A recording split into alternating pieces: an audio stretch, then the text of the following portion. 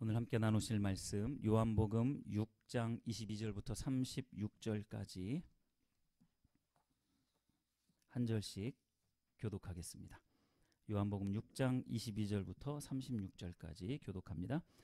이튿날 바다 건너편에 서 있던 무리가 배 한 척 외에 다른 배가 거기 없는 것과 또 어제 예수께서 제자들과 함께 그 배에 오르지 아니하시고 제자들만 가는 것을 보았더니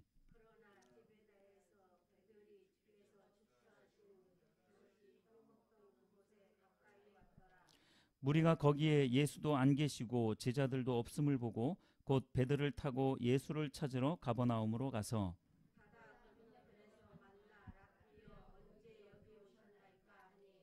예수께서 대답하여 이르시되 내가 진실로 진실로 너희에게 이르노니 너희가 나를 찾는 것은 표적을 본 까닭이 아니요 떡을 먹고 배부른 까닭이로다.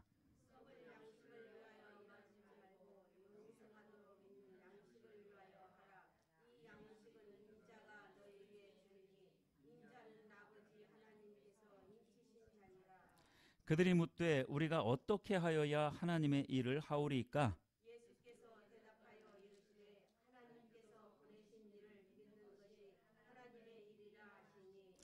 그들이 묻되 그러면 우리가 보고 당신을 믿도록 행하시는 표적이 무엇이니까? 하시는 일이 무엇이니까?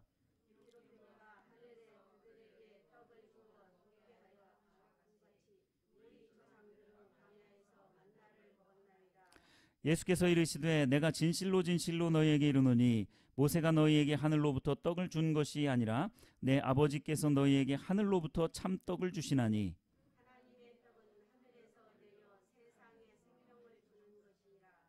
그들이 이르되 주여 이 떡을 항상 우리에게 주소서.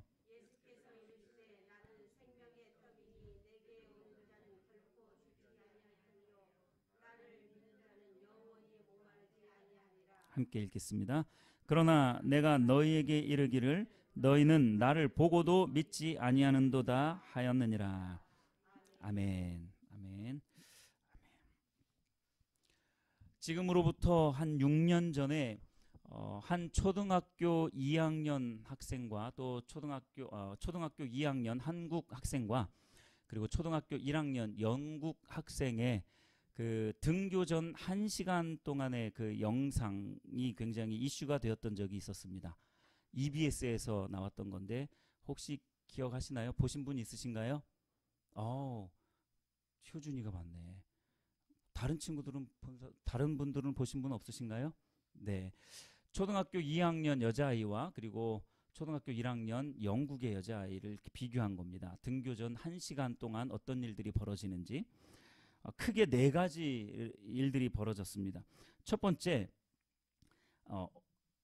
아이들이 기상할 때의 그 모습인데 한국의 아이는 초등학교 2학년 여자아이인데 한국의 아이는 엄마가 흔들어서 더 자고 싶어하는 아이를 깨웁니다. 그리고 일어나야 한다면서 계속 귀에다가 속삭여요. 그러다가 아이가 이제 더 잘 깰 수 있도록 커튼을 젖혀줍니다. 반면 영국의 아이는 스스로 잠자리에서 일어나더라고요. 영상을 보니까 초등학교 1학년 아이인데 그리고는 스스로 리모컨을 켜서 이 커튼을 싹 올라가도록 블라인드를 올리더라고요. 두 번째로 다음으로 옷 입는 모습을 보여줍니다. 한국의 아이는 아직 잠에서 덜 깨서 침대 위에서 계속 뒤척거리고 있어요. 근데 엄마가 일어나지 못하는 그 아이의 양말을 신겨줍니다. 양말을 막 신겨줘요. 그리고 겉옷까지 손수 골라서 또 입혀주는 반면에 영국의 아이는 속옷부터 겉옷까지 스스로 골라 입더라고요. 초등학교 1학년 아이가. 자, 세 번째, 그렇게 옷을 입은 후에 아침 식사를 합니다. 한국의 아이는 여러분들 좀 눈에 선하게 보이죠? 한국의 아이는 겨우겨우 눈을 간신히 뜨고 차려진 밥상 위에 놓인 밥을 먹는 둥 마는 둥 천천히 먹어요. 세워라 내워라 천천히 먹습니다. 지각을 하는지 마는지 모르겠어요. 지각에 걱정되어서 답답한 마음에 엄마가 아이에게 이제 먹여주죠.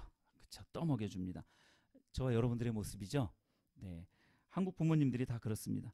그런데 영국의 아이는 문 앞에 배달되어져 있는 우유를 자기가 문을 열고 가지고 와서 자기가 아침을 무엇을 먹을지 이제 어느 정도 기본 정해진 것은 있겠죠. 그것을 본인이 골라서 아침을 먹습니다. 스스로 선택해서 스스로 또 밥을 먹어요. 아이가 지각할 수 있는 그런 상황이지만 엄마는 전혀 관여하지 않습니다. 다만 한마디는 하더라고요. 지각할 것 같은데, 늦을 것 같은데, 그냥 이 말 한마디만 하더라고요. 아이들이 합니다. 자, 그 다음에 네 번째, 식사를 마치고 한국의 엄마는 식탁 위에서 아이의 양치를 또 돕습니다. 양치질 하는 걸 도와요. 그러다가 아이가 양치질을 제대로 못하니까 어떻게 합니까? 다시 내가 해줄게. 내가 해줄게. 칙칙칙칙 해가지고 한국 엄마가 또 아이의 양치질을 돕습니다. 스스로 하지 않으니까 뭐 돕겠죠. 그런데 영국의 아이는 스스로 양치질을 하더라고요. 근데 그 영상을 보니까 그 아이보다 더 어린 아이도 자기가 스스로 이게 칫솔을 들고 뭐 어떻게 이 칫솔질이 되는지 안 되는지 모르겠지만 어떻게든 이렇게 입에다 넣고 그걸 빨아먹는지 모르겠지만 이게 뭐 하고 있더라고요. 야, 참 저 문화가 참 중요하구나라는 그런 생각이 들었습니다. 그렇게 등교 준비를 마치고 양쪽 엄마들은 이제 아이들을 등교를 돕기 위해서 함께 학교로 향하죠. 두 나라 아이들의 이 1시간 동안의 등교 전에 이 1시간 동안의 공통점은 분주하다라는 거예요. 다 분주합니다. 지각하지 않기 위해서 분주하다라는 거예요. 그런데 이 두 부모를 인터뷰를 했더니 이제 엄마의 말이 너무나도 이해가 되는 말이에요. 뭐라고 말을 했냐면 아이가 스스로 할 수 있도록 기회를 주려고 노력하지만 지각을 하면 안 되니까 어쩔 수 없이 아이를 도왔다. 이렇게 말을 하는 거예요. 그러니까 아이가 생각해서 이렇게 하면 지각하겠구나라는 그런 여지를 전혀 주지 못하는 겁니다. 그러나 영국의 엄마는 인터뷰할 때 이렇게 말합니다. 아이의 독립심을 위해서 스스로 할 수 있도록 기회를 주는 것은 아주 중요한 일입니다. 그것만큼 중요한 것은 없습니다. 독립심을 갖는 것은 자체적으로 주체적으로 할 수 있는 것, 이건 너무나 중요하다라는 거죠. 저는 이러한 상황을 보고 이렇게 표현을 하고 싶었습니다. 한국의 엄마는 아이에게 끊임없이 물고기를 잡아다 주고 영국의 엄마는 물고기 잡는 법을 가르치고 있구나 라는 생각이 들었어요. 여러분들은 물고기를 끊임없이 잡아다가 받치는 스타일입니까? 아니면 물고기 잡는 방법 좀 시행착오를 겪더라도 지금은 좀 서툴고 잘 안 될지라도 자꾸 지각할지라도 스스로 할 수 있도록 물고기 잡는 법을 가르쳐 주시는 스타일입니까? 대부분 전자겠죠. 저도 전자에 좀 속하는 것 같습니다. 그런데 오늘 말씀을 통해서 우리는 이제 한 가지를 좀 깨달아야 될 것 같아요. 물고기를 계속해서 갖다 주면요, 결코 바뀌지가 않습니다. 변하지가 않고요. 제대로 된 것을 배우지를 못합니다. 물고기를 잡아다 주는 부모가 아닌 물고기 잡는 법을 가르치는 그런 부모님들이 다 되시기를 바랍니다. 갑자기 많은 사람들이 항구에 모여들기 시작했어요. 마치 보물섬을 찾아가는 짐 호킨스와 또 다른 일행들이 그 얼굴에 상기된 보물을 찾겠다는 그 상기된 얼굴을 가지고 항구에 사람들이 막 몰려드는 거예요. 배도 한 대, 두 대 계속 몰려옵니다. 사람들이 모이는 족족 그 배에 335로 해서 배에 올라탑니다. 그래서 그 여러 대의 배가 어디론가를 향해서 갑니다. 그곳이 바로 어딜까요? 보물섬이죠. 보물섬이 아니라 가버나움이라는 그 갈릴리 북서쪽에 있는 가버나움이라는 해변 마을입니다. 그 마을로 사람들이 배를 타고 막 가고 있는 거예요. 여러 대의 배가 그렇게 움직입니다. 누구를 찾으러 갔을까요? 예수님을 찾으러 갔습니다. 성경 같이 읽은 내용입니다. 지금 그렇죠? 성경 같이 읽은 내용입니다. 지금 그렇죠? 사람들이 배들을 타고 예수님을 만나기 위해서 찾아가는 거예요. 왜 예수님을 만나러 갔느냐면 하루 전날에 어떤 일이 있었습니까? 오병이어라는 놀라운 기적을 체험했어요. 2마리의 물고기와 5개의 떡이라고 표현되어져 있지만 사실은 빵이 더 맞습니다. 영어 성경이 되었던 개정 성경 이외의 다른 대부분의 성경은 다 빵으로 그렇게 해석을 하고 있어요. 사실 이스라엘에서 떡보다도 빵이 더 이렇게 많이 통용이 되고 있습니다. 거의 빵을 먹지 떡의 개념이 사실 거의 별로 없어요. 근데 이걸 표현을 왜 떡으로 했는지는 잘 모르겠지만 어쨌든 떡으로 표현하고 있으니까 우리는 떡으로 하도록 하겠습니다. 오병이어 사건을 겪은 거예요. 물고기 2마리와 5개의 그 떡을 통해서 5,000명이 되는 사람이 다 먹었던 거예요. 배불리 먹었던 거예요. 너무나도 놀란 거죠. 그러니까 사람들이 그 예수님을 만나보기 위해서 그렇게 배를 타고 많은 사람들이 가버나움이라는 그 해변 마을로 향했던 거예요. 자, 그렇게 몰려든 수많은 사람들을 앞에 두고 예수님이 단호하게 말씀을 하십니다. 뭐라고 말씀을 하셨냐면 너희들이 나를 찾는 이유는 표적을 본 까닭이 아니요 네 배가 불렀기 때문이다. 떡을 먹고 배불렀기 때문이다 라고 이렇게 말씀을 합니다. 이건요 여러분 직격탄이에요. 왜 직격탄인지 여러분 아시겠어요? 한마디로 말하면 너희들은 나를 믿으려고 나를 찾은 게 아니라 그저 배불리려고 네 그 육신의 배를 이 위장을 빵빵하게 채우려고 네 만족을 위해서 나를 찾는구나 라고 예수님이 직격탄을 날린 거예요. 이것이 정확한 표현이었습니다. 그러면서 예수님은 육신의 배를 불릴 수 있는 떡을 구하지 말고 하늘에서 내려온 생명을 살리는 떡을 구하라 라고 조언을 하십니다. 육신의 배를 불릴 수 있는 떡을 구하는 것과 하늘에서 내려온 생명을 살리는 떡을 구하는 것과의 차이가 바로 오늘 말씀의 제목인 믿음과 불신앙의 경계선이라는 겁니다. 근데 이 경계선이요 굉장히 구분하기가 어려워요. 영적인 분별력이 없으면 이것을 구별하기가 굉장히 어렵습니다. 자, 본문 말씀을 좀 더 자세하게 살펴보도록 하겠습니다. 고생해서 예수님께로 다가갔어요. 예수님을 만나보고 싶어서 그렇게 많은 사람들 앞에서 예수님이 직격탄을 날리셨다니까요. 26절 하반부에 너희가 나를 찾는 것은 표적을 본 까닭이 아니요 떡을 먹고 배부른 까닭이로다. 예수님을 찾는 목적이 자신의 배를 불리기 위한 것이 되면 안 된다는 것을 예수님께서 말씀하고 계신 것입니다. 즉 예수님을 찾는 이유가 예수님을 더 깊이 알아서 온전한 믿음으로 자라기를 바라서가 아니라 오직 자기의 만족과 기쁨을 위해서 예수님을 찾는다고 꼬집어서 말씀하고 있는 것입니다. 그리고는 곧바로 27절 말씀을 하시죠. 썩을 양식을 위하여 일하지 말고 영생하도록 있는 양식을 위하여 하라. 이 양식은 인자가 너희에게 줄 것이다 라고 말씀합니다. 썩을 양식을 위하여서 일한다라는 말은 내 만족과 내 기쁨을 위해서 일하는 것을 말합니다. 현실적인 성공과 물질의 풍요를 위해서 일하지 말고 영생하도록 하는 양식을 위해 일하라 라고 말씀하고 있는 거예요. 물질 만능주의 그리고 능력 위주의 사회를 살아가고 있는 현대인들에게 경종을 울리는 그러한 말씀이라고 생각을 합니다. 우리는 얼마나 물질과 성공에 매달려서 살고 있습니까? 우리는 얼마나 그 많은 물질을 얻기 위해서 큰 성공을 얻기 위해서 목매달고 있느냐라는 거죠. 예수님의 말씀에 여러분 귀를 기울이십시오.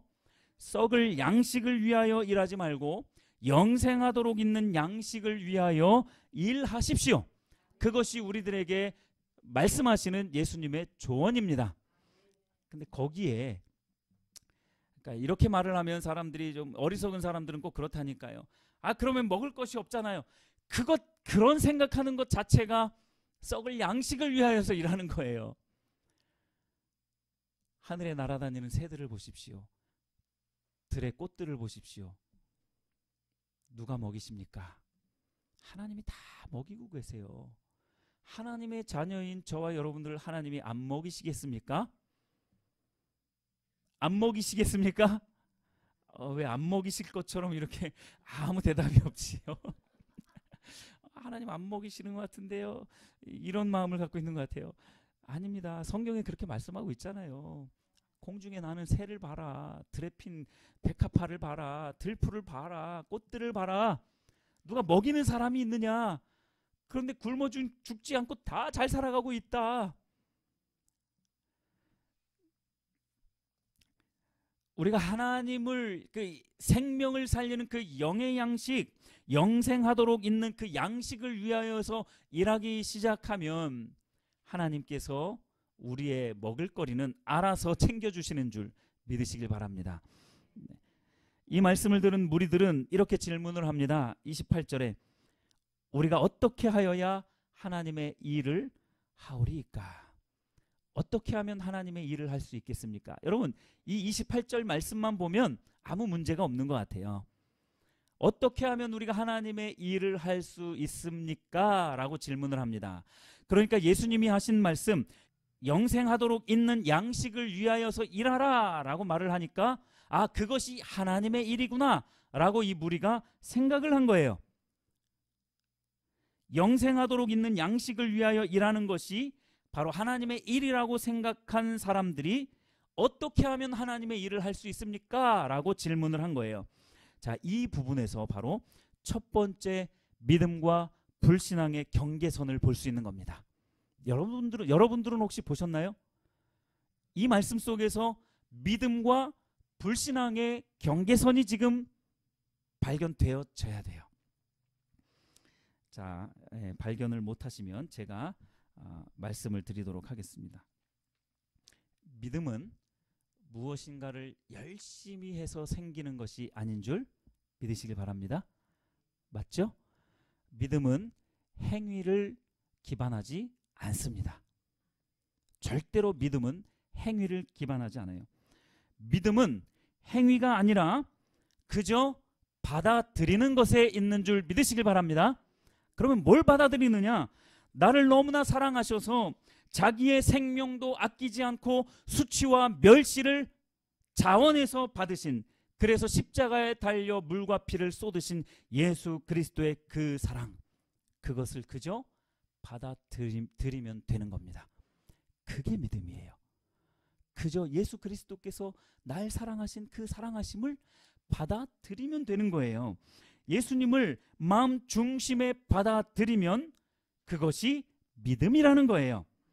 그래서 29절에서 예수님은 하나님의 일이란 예수님을 믿는 것이다 라고 말씀을 하고 있는 거예요. 하나님의 일이라는 것은 예수님을 믿는 것이다 라고 다시 설명을 해줍니다. 친절하게 설명을 해주는 거예요. 야, 행위에 있는 게 아니야. 믿음은 예수 그리스도, 나 자신을 믿는 거야. 예수님을 믿는 것이다 라고 그렇게 말씀을 하는 겁니다. 예수님을 믿는다는 것은 예수님을 마음 중심에 받아들였다라는 것을 의미합니다. 불신앙의 사람들은요, 자꾸 자신이 무언가를 해야 된다라고 생각을 해요. 그러니까 내가 뭔가를 하지 않으면, 또는 내가 뭔가를 잘못하면 못 믿는다라고 생각을 해요.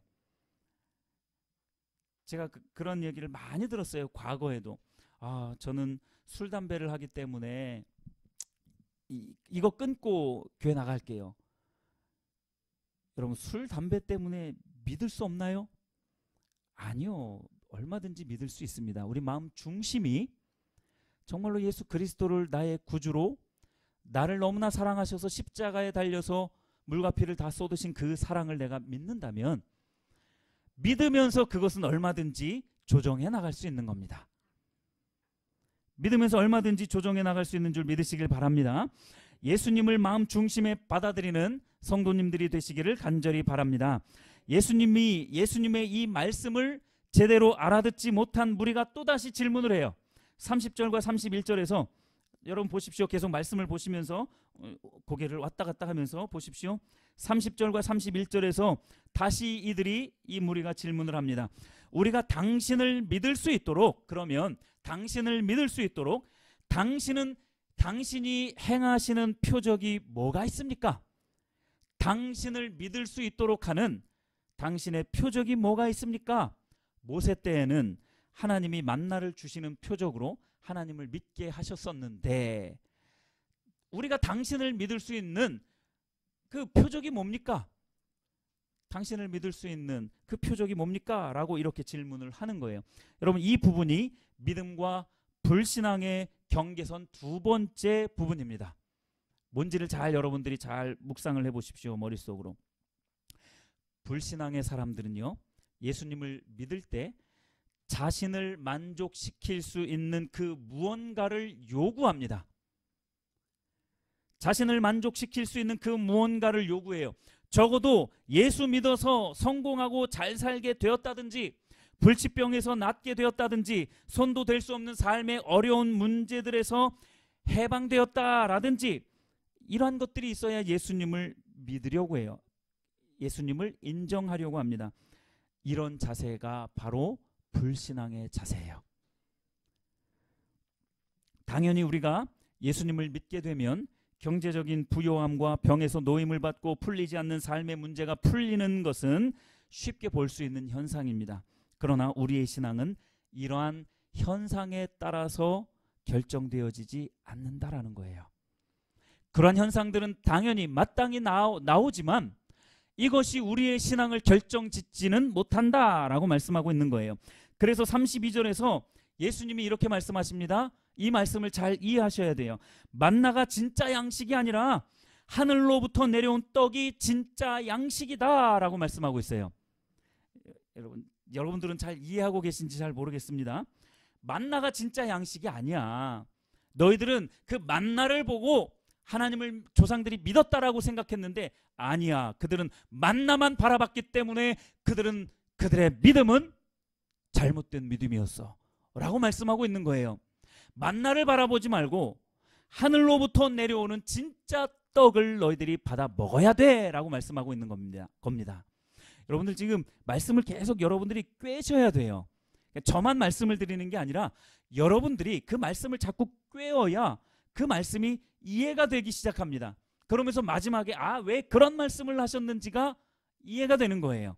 말씀을 잘 꿰고 있으시죠? 네, 잘 꿰고 있을 것이다 라고 믿습니다.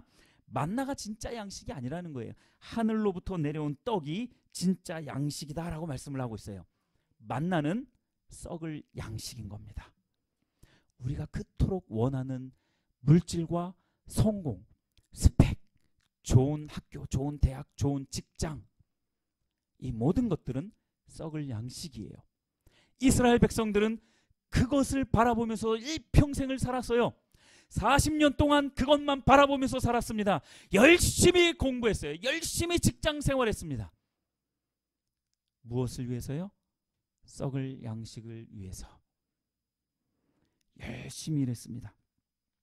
하늘로부터 내려오는 이 양식은 생명을 살리고 어그러진 삶을 회복시킬 수 있는 유일한 양식임에도 불구하고 그것에는 관심이 없고 오직 썩을 양식을 위해서만 불철주야 밤을 새워가면서 그렇게 열심히 일했던 거예요. 안타깝게도 이 말을 이스라엘 백성들이 이 유대인들이 이해를 했습니까? 이해 못했어요. 이 말을 자꾸 말을 해도 이해를 못해요. 썩을 양식을 위해서 일하지 말아라. 하늘에서 내려 그 만나가 너희들에게 양식이 아니다. 하늘에서 내려오는 떡이 양식이다라고 아무리 말을 해도 이들이 이해를 못해요. 이 말을 이해 못한 이 무리가 또 세 번째 말을 합니다. 34절이죠. 주여, 그러면 그 하늘에서 내려오는 이 떡을 항상 우리에게 주소서, 이렇게 말을 합니다. 이게 왜 불신앙의 말이냐고요? 이 떡을 항상 우리에게 주소서라고 이렇게 말한 것이 왜 불신앙의 말이냐고요? 자, 여기서 말하는 이들이 말하는 이 떡이 뭔 줄 아세요? 예수님이 말한 하늘에서 내려오는 그 떡을 이들은 그저 만나로 생각한 겁니다. 그저 만나로 생각한 거예요. 그러면 그 만나 우리에게도 매일매일 항상 주십시오. 항상 이들이 원하는 게 뭐예요? 뭐만 원하는 겁니까? 자기 배만 배부르기를 원하는 거예요. 자기만 성공하기를 원하고, 자기만 재물 많이 갖기를 원하고, 좋은 대학과 좋은 직장 가기를 원하는, 자기 배만 부르기를 원한 거예요. 그것이 썩을 양식을 위하는 일이다라는 것을 전혀 깨닫지 못해요. 예수님이 속이 터집니다. 속이 터져요. 조상들이 40년 동안 만나로 배를 채웠던 것처럼 예수님이 말씀하시는 그 떡을 만나로 생각하고 그것을 항상 달라고 그렇게 요구하고 있는 거예요. 그러면 양식 걱정 없이 풍족한 삶을 살 수 있을 것이다 라고 생각한 겁니다. 그러자 예수님께서 다시 이렇게 말해요. 답답하니까 다시 이렇게 말합니다. 35절 다 같이 한번 읽어보실까요? 35절 여러분들이 한번 읽어주시겠어요? 시작.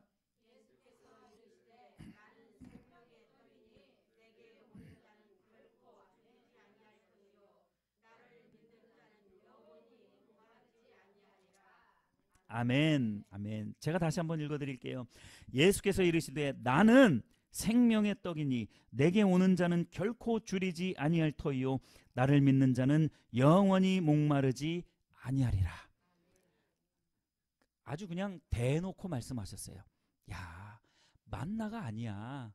네가 지금 그렇게 열심히 일해서 벌어들이려고 하는 그 재물이 아니야. 그 성공이 아니야. 하늘에서 내려오는 그 신령한 떡, 생명을 살리는 그 떡은 나야, 예수 그리스도인 줄 믿으시길 바랍니다. 예수님이 그렇게 말씀하고 있는 거예요. 야, 너들 왜 이렇게 말을 못 알아듣니? 만나가 아니라니까, 나라니까, 예수 그리스도 자신이라고 예수님이 그렇게 말씀을 하고 있는 겁니다. 자, 예수님이 하는 말을 무리들이 이해를 못하니까 아주 직접적으로 대놓고 말씀을 하고 계신 거예요. 나중에 보면요, 이들이 이게 너무나 어려워서 다 돌아섭니다. 대부분의 제자들도 돌아서요. 12명의 제자와 몇몇 무리 빼고는요, 그렇게 열심히 예수님을 따라다녔던 그 수많은 무리들이요, 이 말씀을 듣고 이 말씀은 이해가 안 된다. 이 말씀은 내가 받아들이기 너무나 어렵다. 그래서 다 돌아가 버립니다. 예수님이 생명의 떡이라는 이 사실이 여러분 결코 이해하기 쉬운 것이 아니에요.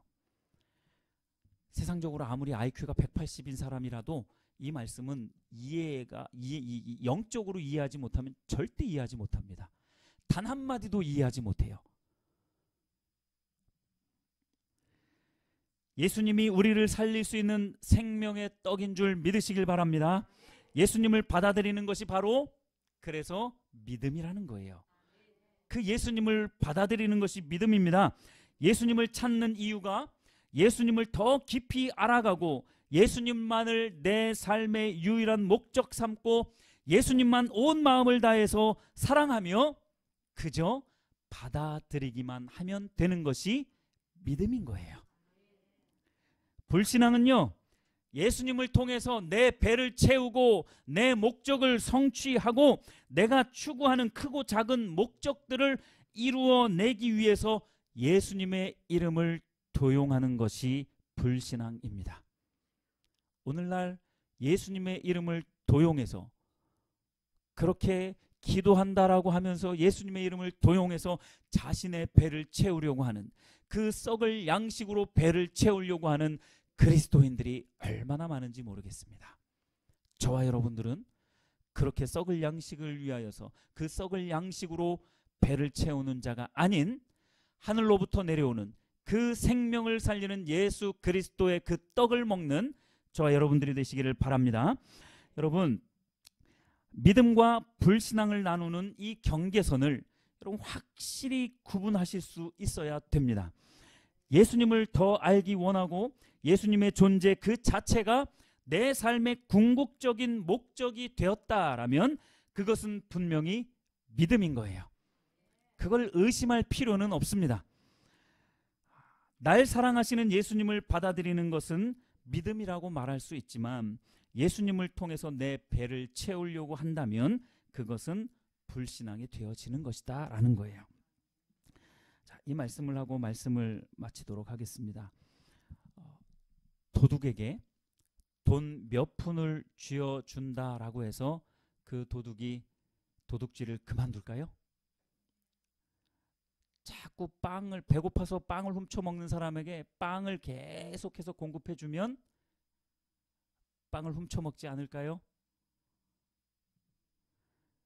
도둑질을 멈출 수 있는 방법은 뭘까요? 도둑질을 멈추게 할 수 있는 방법은 뭘까요? 한번 말씀을 해보십시오. 생각을 해보십시오. 도둑이 도둑질을 멈추게 할 수 있는 방법이 뭘까요? 그러면 역으로 도둑질을 왜 할까요? 가난해서. 또 도둑질을 왜 할까요? 도둑이 도둑질을 왜 할까요? 가난해서 할 수 있겠고, 또 네? 생각을 한번 해보십시오. 얘기를 한번 해보세요. 욕심. 맞아요. 욕심도 있을 겁니다. 분명히. 가난하고 욕심이 있다.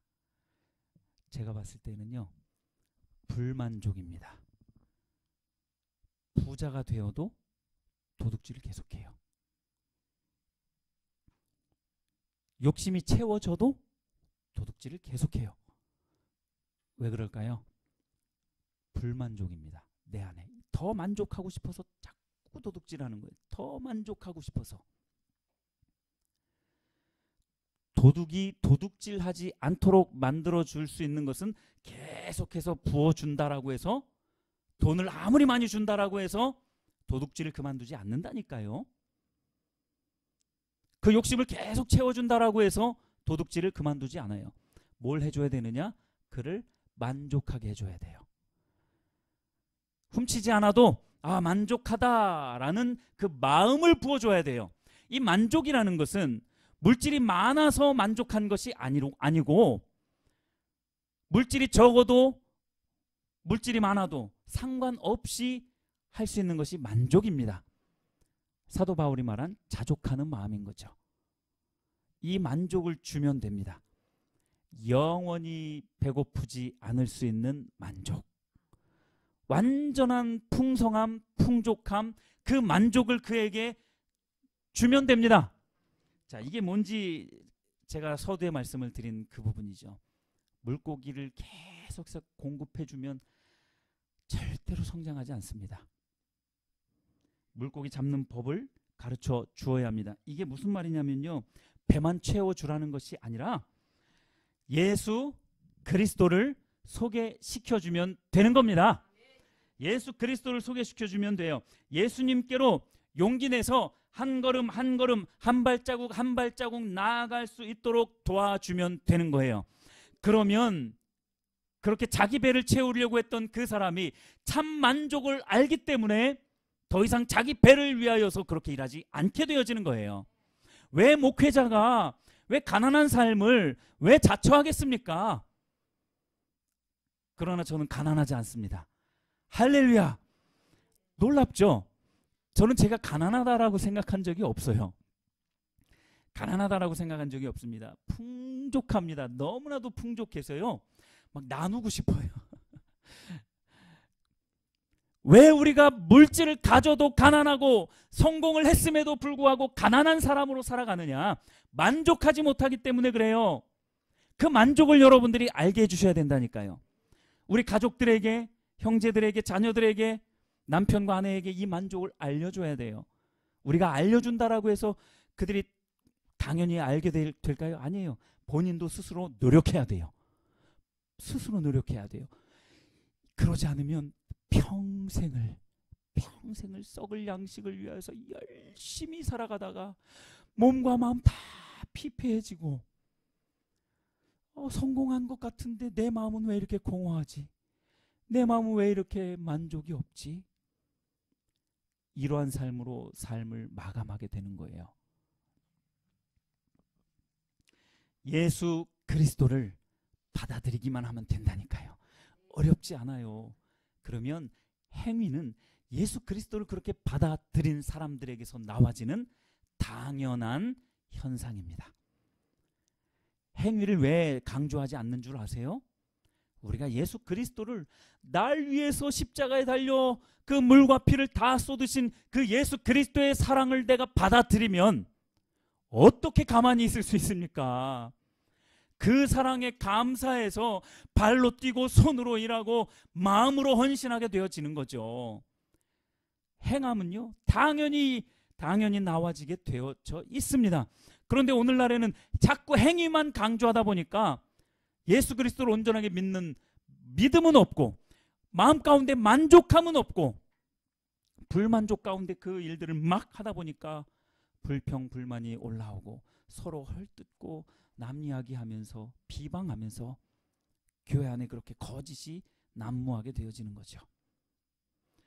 여러분, 오늘 이 말씀을 묵상하시면서 믿음과 불신앙의 차이는요, 백지장 한 장 차이입니다.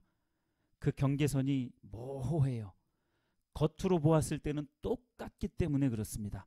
믿음의 행위와 불신앙의 행위가요, 똑같아요. 말하는 거 보세요. 이스라엘 백성, 이 유다 민족들이 말하는 거 보세요. 다 성경적으로 말한다니까요. 그럼 우리가 하나님의 일을 하려면 어떻게 해야 됩니까? 좋은 말이잖아요. 근데 그게 예수님의 말을 이해하지 못한 말이라니까요. 그 떡을 우리에게 항상 주십시오. 좋은 말 같잖아요. 근데 그걸 이해하지 못한 상태에서 한 거예요. 이게 믿음과 불신앙의 차이예요. 여러분 늘 기도하시길 바랍니다. 나에게 깨달음을 주십시오. 나에게 예수 그리스도로 만족할 수 있는 그 풍족함을 허락하여 주시옵소서. 이러한 기도를 하시는 저와 여러분들이 되시기를 예수님의 이름으로 축복합니다. 아멘.